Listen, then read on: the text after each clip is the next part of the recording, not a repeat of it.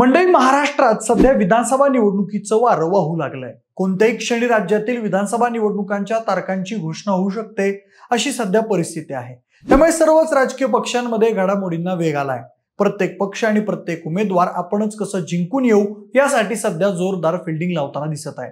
पण काही मतदारसंघात यावेळी विद्यमान आमदारांना या विधानसभेत फटका बसू शकतो, असं तिथलं राजकीय वातावरण असल्याचं राजकीय जाणकार सांगतायत.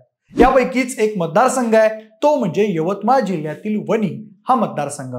मंडळी, खजिनानं समृद्ध असणारी भूमी म्हणून विदर्भात नावारूपास आलेल्या या मतदारसंघाचे मागील 10 वर्षांपासून भाजपचे संजीव रेड्डी बोतकुरवार हे आमदार आहेत.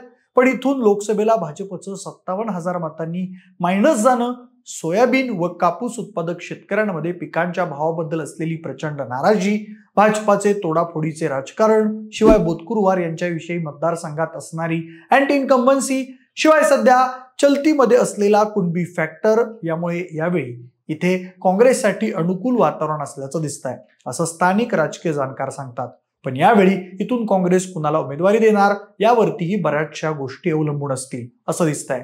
मिळालेल्या माहितीनुसार काँग्रेसचे माजी आमदार वामनराव कासावार हे काँग्रेसकडून तिथे इच्छुक आहेत असं समजतंय. पण दुसरीकडे अगदी ग्रामपंचायतीपासून आपल्या राजकारणाची सुरुवात करून तळागाळात लोकांशी संपर्क साधून असणारे व महाराष्ट्र राज्य कापूस उत्पादक पणन महासंघाचे विद्यमान संचालक असणारे संजय खाडे हेही यावेळी काँग्रेसकडून इच्छुक आहेत असं कळतंय. मंडळी, या लोकसभेत प्रतिभा धानोरकर यांच्यासाठी या मतदारसंघात कुणबी फॅक्टर चांगलाच चालला होता असं दिसून आलं होतं.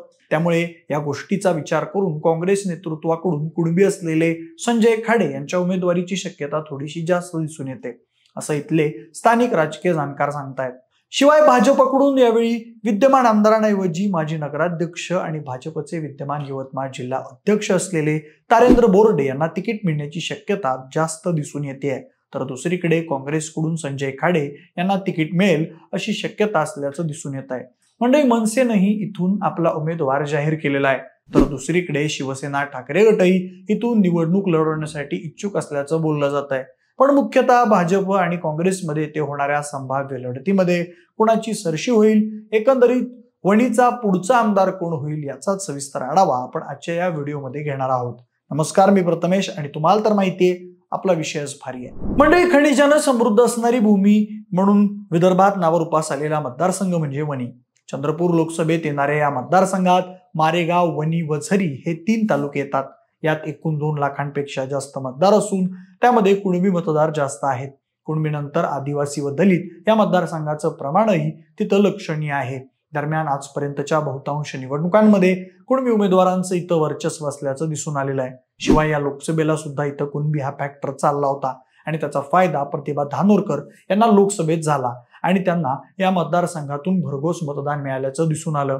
त्यामुळे यावेळी कुणबी मतांचा विचार करून काँग्रेस आणि भाजप इथून कुणबी उमेदवाराला तिकीट देईल असं इथले स्थानिक राजकीय जाणकार सांगतात. म्हणजे दुसरीकडे आपण इथला राजकीय इतिहास बघितला तर विदर्भाने पहिल्यापासूनच काँग्रेसला साथ दिली आहे. अगदी इमर्जन्सीच्या नंतरच्या काळात सगळ्या देशात काँग्रेसचा धुव्वा उडाला असताना सुद्धा विदर्भाने काँग्रेसला साथ दिली होती. शिवाय 10 वर्षांपूर्वी मोदी लाटेत सुद्धा काँग्रेस सगळ्या देशात हरली असताना त्याही वेळी विदर्भाने काँग्रेसला साथ दिल्याचं दिसून आलं होतं. दरम्यान काँग्रेसचा पारंपरिक बालेकिल्ला असणाऱ्या वणीमध्ये मागील 10 वर्षांपासून मोदी लाटेमुळे मात्र भाजपचं वर्चस्व दिसून आलेलं आहे. भाजपचे संजीव रेड्डी बोतकुरवार हे मागील 10 वर्षांपासून इथले आमदार आहेत. पण यावेळी त्यांच्याबद्दल मतदारसंघात फारसं आशादायक चित्र दिसून येत नाहीये असं इथले स्थानिक राजकीय जाणकार सांगतात. गेल्या 10 वर्षात विद्यमान आमदार संजीव रेड्डी बोतकुरवार हे विधानसभेत वणीच्या प्रश्नांबाबत एकदाही बोललेले नाही आहेत, अशी ओरड येथील स्थानिक नागरिकांची आहे. इथं नैसर्गिक खनिज संपत्ती असून सुद्धा बेरोजगारीचं प्रमाण प्रचंड वाढलेलं आहे. मतदारसंघ अनेक समस्यांनी घेरलेला असून प्रचंड प्रदूषण व शेतकऱ्यांसाठी जीवघेणी परिस्थिती होताना दिसत आहे, असे त्यांच्यावर त्यांचे विरोधक गेल्या काही काळापासून सातत्यानं आरोप करताना दिसत आहेत. शिवाय सलग 10 वर्ष आमदार असल्यामुळं मतदारसंघात त्यांच्याबद्दल एक अँटी इन्कम्बन्सी असल्याचंही स्थानिक राजकीय जाणकार सांगतात. शिवाय या सगळ्या गोष्टींची जाणीव भाजप नेतृत्वाला असल्याचं कळतं.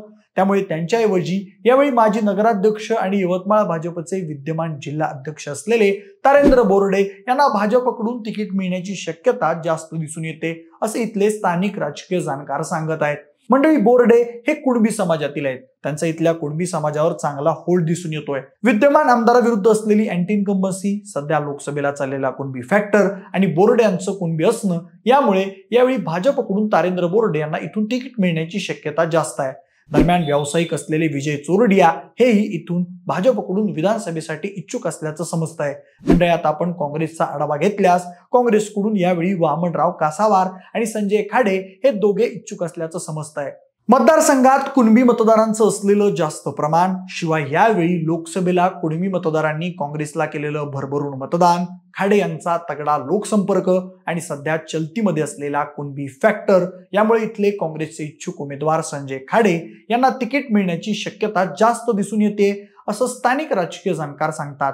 खाडे हे कुणबी आहेत. शिवाय त्यांनी यावेळी लोकसभेला प्रतिभा धानोरकर यांचा जोरदार प्रचार केला होता. अगदी गावखेडी त्यांनी पिंजून काढलेत आणि त्याचा रिझल्ट असा झालाय की या मतदारसंघातून धानोरकर यांना तब्बल 1,25,781 अशी भरघोस मतं मिळाली होती, ज्यामध्ये काँग्रेसला आतापर्यंतची सर्वात मोठी 57,000 मतांचं लीड मिळालं होतं. त्यामुळे यावेळी कुणबी फॅक्टर शिवाय फ्रेश चेहरा असा विचार करून जर संजय खाडे यांना इथून तिकीट मिळालं तर प्रतिभा धानोरकर यांची ही संपूर्ण ताकद संजय खाडे यांच्या मागे असेल हे मात्र नक्की आहे, असं स्थानिक पत्रकार सांगतात.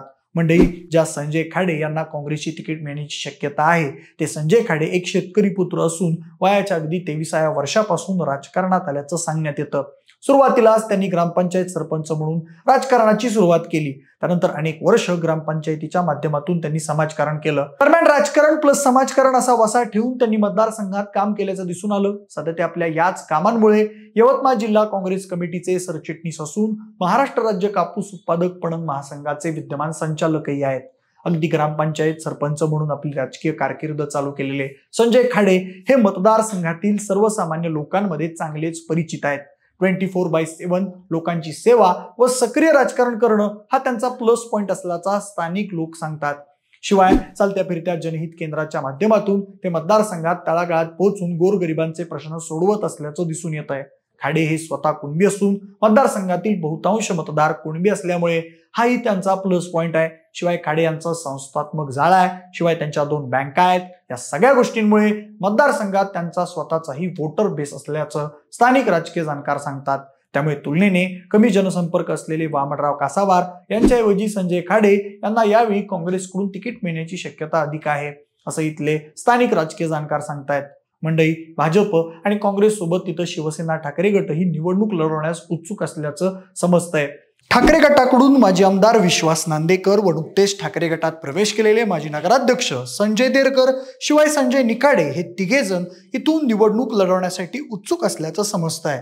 पण ठाकरे गट सध्या महाविकास आघाडीमध्ये आहे आणि महाविकास आघाडीमधील काँग्रेसला या मतदारसंघात सध्या असलेलं अनुकूल वातावरण, शिवाय इथं असलेला काँग्रेसचा पारंपरिक मतदार या गोष्टी बघता ही जागा आघाडीमध्ये काँग्रेसला सुटेल असं राजकीय जाणकार सांगतात. मंडळी, मनसेने सुद्धा या मतदारसंघातून आपला उमेदवार जाहीर केलेला आहे. मनसेचे राजू उंबरकर हे इथून निवडणूक लढवणार असल्याचं बोललं जात आहे. राजू उंबरकर यांचा तिथं स्वतःचा एक वोटर बेस असला तरी तो त्यांना निवडणूक जिंकून देईल इतका नसल्याचं स्थानिक राजकीय जाणकार सांगतायत.